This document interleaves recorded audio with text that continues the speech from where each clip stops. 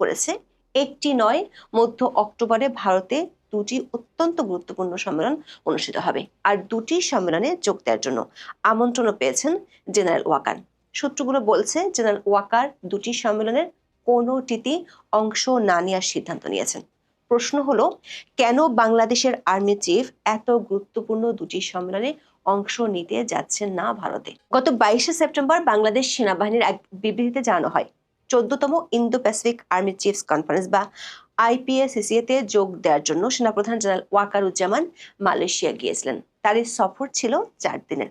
14তম Indo Pacific army chiefs conference বা IPACC এর 49তম Indo Pacific armies management seminar বা আইপিএএমএস এবং 11তম সিনিয়র এনলিস্টেড ফোরাম বা সেলফ মালয়েশিয়ার কুয়ালালামপুরে 23 থেকে 25শে সেপ্টেম্বর 2025 পর্যন্ত অনুষ্ঠিত হয়। এর মধ্যে আইপিএসসিসি হলো সেনাপ্রধানদের জন্য, আর আইপিএএমএস হলো ডেপুটি চিফ এবং সিনিয়র র্যাঙ্কিং কর্মকর্তাদের বা লেফটেন্যান্ট জেনারেল থেকে লেফটেন্যান্ট কর্নেল পদমর্যাদার কর্মকর্তাদের জন্য। মালয়েশিয়ান এবং মার্কিন সেনাবাহিনীর যৌথ আয়োজনে অনুষ্ঠিত এই সম্মেলনটির প্রধান লক্ষ্য ছিল ভারত প্রশান্ত মহাসাগরীয় অঞ্চলে শান্তি ও স্থিতিশীলতা বজায় রাখার জন্য স্থল বাহিনীর মধ্যে সহযোগিতা, আন্তঃকার্যক্ষমতা এবং সমন্বয় বাড়ানো। সম্মেলনে মোট 25 থেকে 27টি দেশের 190 জনেরও বেশি প্রতিনিধি অংশ নেন, যার মধ্যে 12টি দেশের সেনাপ্রধান ছিলেন। যে দেশগুলোর সেনাপ্রধানরা উপস্থিত ছিলেন তার মধ্যে রয়েছে মালয়েশিয়া, মার্কিন যুক্তরাষ্ট্র, অস্ট্রেলিয়া, যুক্তরাজ্য, সিঙ্গাপুর এবং বাংলাদেশ। 27শে সেপ্টেম্বর বাংলাদেশ সেনাবাহিনীর আরেকটি সংবাদ বিজ্ঞপ্তিতে কনফারেন্স শেষে জেনারেল ওয়াকারের দেশে ফিরে আসার খবর জানানো হয়। ওই বিজ্ঞপ্তিতে বলা হয়, বাংলাদেশের সেনাপ্রধান 26শে সেপ্টেম্বর রাতে দেশে ফিরেছেন। তিনি ওই সফরে যুক্তরাষ্ট্রের army Pacific commander commanding general general Ronald Patrick Clark এবং মালয়েশিয়ার সেনাবাহিনীর প্রধান জেনারেল মোহাম্মদ হাফিজউদ্দিন জানান্তের সাথে আলাদাভাবে বৈঠক করেছেন। বিজ্ঞপ্তির সাথে 3টি ছবিও সরবরাহ করা হয়েছিল। জেনারেল ওয়াকার মালয়েশিয়া থাকাকালে কিছু ভারতীয় গণমাধ্যম ও সামাজিক মাধ্যমে রটিয়ে পড়ে তিনি সেখানে ভারতের সেনাপ্রধান জেনারেল উপেন্দ্র দ্বিবেদীর সঙ্গে বৈঠক করেছেন। বিশেষ করে একই সময় বাংলাদেশের প্রধান উপদেষ্টা ডক্টর মোহাম্মদ ইউনূস জাতিসংঘের সাধারণ পরিষদের সম্মেলনে যোগ দিতে নিউ ইয়র্ক সফরে গিয়েছিলেন। অনেকেই দুইজনের এই সফরকে বেশ চমকপ্রদভাবে উপস্থাপন করেছেন, কিন্তু আইপিএসসিসি এর 14তম সম্মেলনের দুই আয়োজক মালয়েশিয়া ও যুক্তরাষ্ট্র সেনাবাহিনীর পক্ষ থেকে সম্মেলনে অংশ নেওয়া সেনাপ্রধানদের যে ছবি প্রকাশ করা হয়েছে, সে ছবিতে দেখা যাচ্ছে ভারতীয় সেনাপ্রধান নেই। আমরা বিষয়টি নিয়ে আরো অনুসন্ধান করে দেখেছি। সম্মেলনটি অনুষ্ঠিত হয়েছিল 23 থেকে 25শে সেপ্টেম্বর। সেই সময় ভারতীয় সেনাপ্রধান জেনারেল উপেন্দ্র দ্বিবেদী ভারতেই ছিলেন। ওই সময় ভারতীয় সেনাপ্রধান যে দেশটির দুটি হাই প্রোফাইল ইভেন্টে অংশ নিয়েছিলেন সে ব্যাপারে নিশ্চিত হওয়া গেছে। গত 23শে সেপ্টেম্বর জেনারেল দ্বিবেদী নয়াদিল্লির মানিক সেন্টার প্রথম trade services academia tech symposium বা টিস্যাটস এর সমাপনী অনুষ্ঠানে উপস্থিত ছিলেন। অনুষ্ঠানে কেন্দ্রীয় শিক্ষামন্ত্রী শ্রী ধর্মেন্দ্র প্রধান এবং প্রতিরক্ষা প্রতিমন্ত্রী শ্রী সঞ্জয় শেঠও উপস্থিত ছিলেন। একই দিনে জেনারেল দ্বিবেদী চণ্ডীগড়ে ভারতীয় বিমান বাহিনীর ঐতিহাসিক মিগ-21 বিমানের কর্মক্ষম পরিষেবা থেকে অবসরের অনুষ্ঠানেও যোগ দেন। দর্শক, সেনাপ্রধান জেনারেল ওয়াকারুজ্জামানের সাথে ভারতীয় সেনাপ্রধানের এমন বৈঠকের গুঞ্জনের রেশ কাটতে না কাটতেই বাংলাদেশি গণমাধ্যমগুলোর খবর হলো অক্টোবরের মাঝামাঝিতে দিল্লিতে যেতে পারেন বাংলাদেশের সেনাপ্রধান।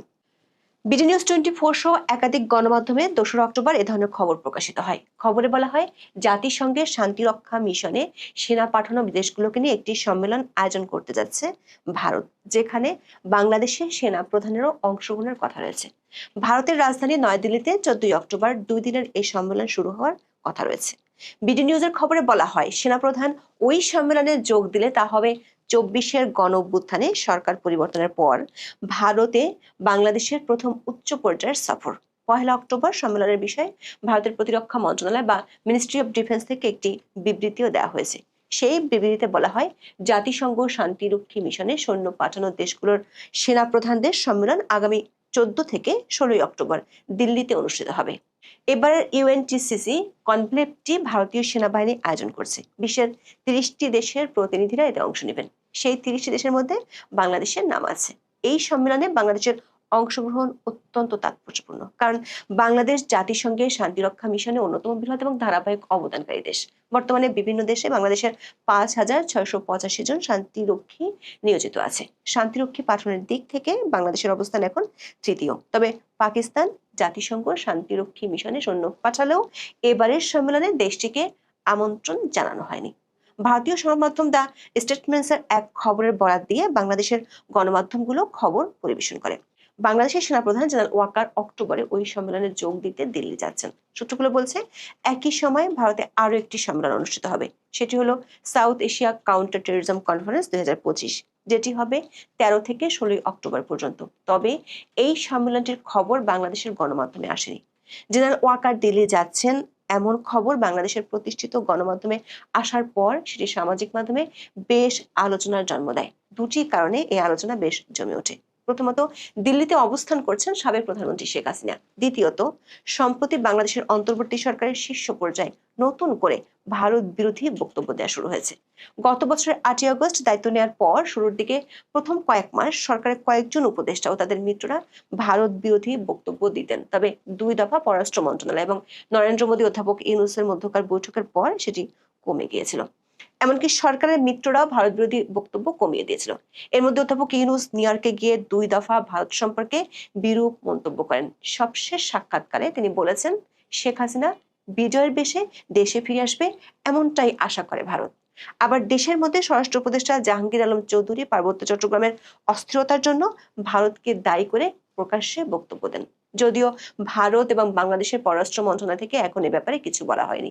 এমন পরিস্থিতিতে জেনারেল ওয়াকারের দিল্লি সফরের ইঙ্গিত সামাজিক মাধ্যমে বেশ আলোচনার জন্ম দেয়। সূত্রগুলো বলছে সেই আলোচনায় জল ঢেলে দিয়েছেন সেনাপ্রধান নিজেই। তিনি নিজে দুটি সম্মেলনে যোগ দিতে যাচ্ছেন না, বরং প্রতিনিধি পাঠাবেন। সূত্রমতে জেনারেল ওয়াকারুজ্জামানের পরিবর্তে army training and doctrine command বা আরড্রকের general officer commanding lieutenant general Moinur Rahman এই দুটি সম্মেলনে বাংলাদেশের প্রতিনিধিত্ব করবেন। প্রশ্ন হলো, যেখানে বাংলাদেশ জাতিসংঘের মিশনে অন্যতম প্রধান অবদানকারী, সেখানে সেনাপ্রধান নিজে কেন এত গুরুত্বপূর্ণ একটি সম্মেলন এড়িয়ে যাচ্ছেন? এর পেছনে কৌশলগত কারণ অবশ্যই রয়েছে। সূত্রগুলো জানাচ্ছে সেনাপ্রধানের এই সফর বাতিল করা হয়েছে অবাঞ্ছিত সমালোচনা বন্ধ করার জন্য একটি সচেতন কৌশল হিসেবে। এই মুহূর্তে ঢাকা এবং নয়াদিল্লির মধ্যে দ্বিপাক্ষিক সম্পর্ক সর্বনিম্ন পর্যায়ে রয়েছে। এই পরিস্থিতিতে সেনাপ্রধানের দিল্লি সফর বাংলাদেশের সেনাবাহিনী এবং ভারতীয় সেনাবাহিনীর মধ্যে চলমান সম্পর্ককে ঘিরে অতিরিক্ত মনোযোগ আকর্ষণ না করার জন্য একটি পদক্ষেপ। অর্থাৎ দেশের অভ্যন্তরে যেন কোনো রকম অপ্রয়োজনীয় রাজনৈতিক বিতর্ক বা সমালোচনার সৃষ্টি না হয়, সে কারণেই এই কৌশলগত সিদ্ধান্ত নেওয়া হয়েছে বলে একাধিক সেনা সূত্র নিশ্চিত করেছে। সেনাবাহিনী সূত্রে জানা গেছে, শান্তিরক্ষা মিশনের কনক্লেভে সাধারণত সেনা প্রধানরা স্ত্রী গিয়ে থাকেন।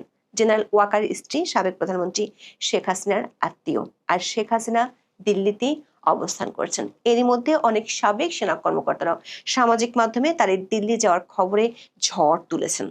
তাদের দাবি, সাবেক প্রধানমন্ত্রী শেখ হাসিনা জেনারেল ওয়াকারের আত্মীয় হওয়ায় এই সফরে তার সাথে কোনো গোপন সাক্ষাৎ বা আলোচনা হতে পারে, যা দেশের জন্য ভয়াবহ পরিস্থিতি ডেকে আনবে। আরেক পক্ষের দাবি, সেনাপ্রধানের এই ধরনের সফর রাজনৈতিকভাবে কম্প্রোমাইজড হতে পারে। তবে সেনাবাহিনীর একটি সূত্র বলছে, বাংলাদেশ সেনাবাহিনীর সাথে ভারতীয় সেনাবাহিনীর বেশ ভালো সম্পর্ক রয়েছে।